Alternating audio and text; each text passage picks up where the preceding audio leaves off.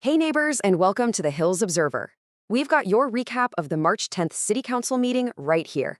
We watched the whole thing, so you don't have to. Let's get you caught up on all the key decisions in just the next few minutes.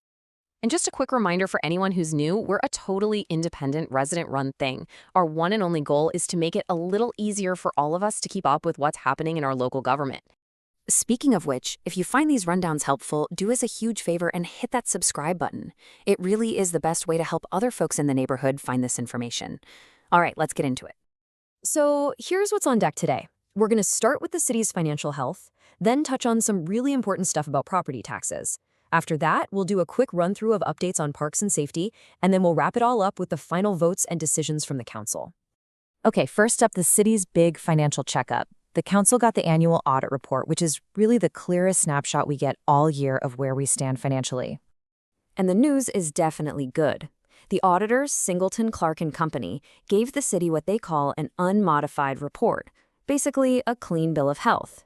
No issues, no weaknesses, no findings whatsoever. A really solid report card.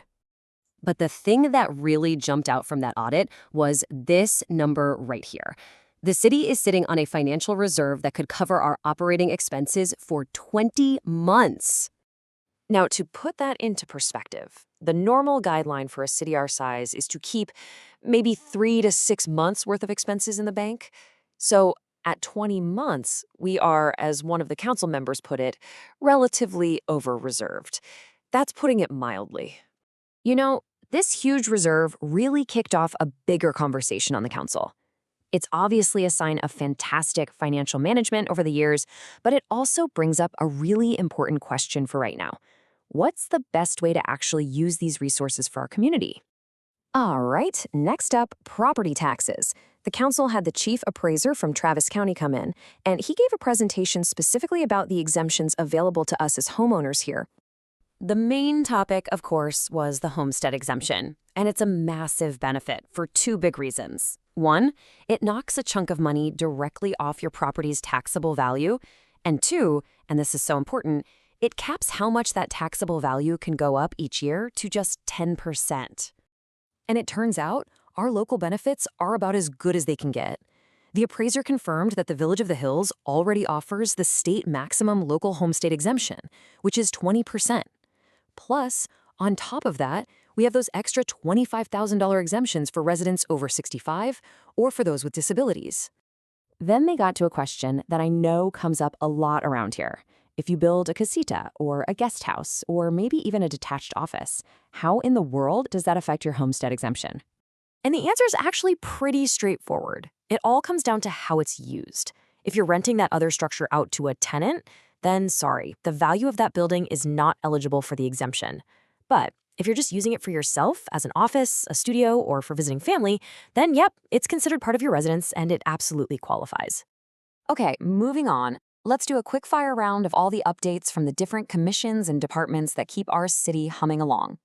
So, law enforcement reported 164 total incidents back in February, and that included 62 traffic stops.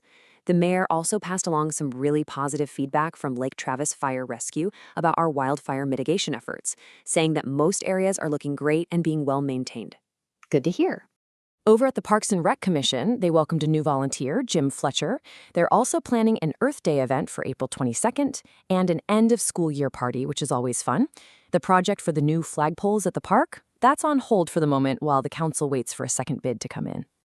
And just a few other quick hits to keep on your radar. The Hearst Creek Mud has a new director, Will Loma. Don't forget, Household Hazardous Waste Collection is coming up on March 17th. And hey, if you're looking for a way to get involved, the Welcome Committee could really use some new volunteers. Okay, and that brings us to the final action items. Let's take a look at what the council actually voted on and where some of these key projects are headed now. So here's the final breakdown.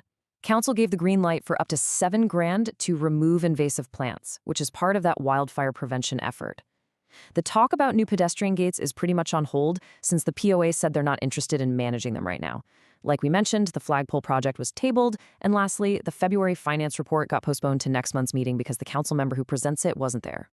And that's a wrap. We've just covered all the main discussions, presentations, and of course, the big decisions from the March 10th meeting. all boiled down for you. So, we'll leave you with this question, tying back to that big financial news at the start. Knowing our city has a 20-month reserve, what's the one thing you think should be the absolute top priority for that money? Let us know what you think. Thanks so much for tuning in to this recap from the Hills Observer. And hey, don't forget to subscribe so you won't miss our update after next month's meeting. Stay informed, and we'll see you then.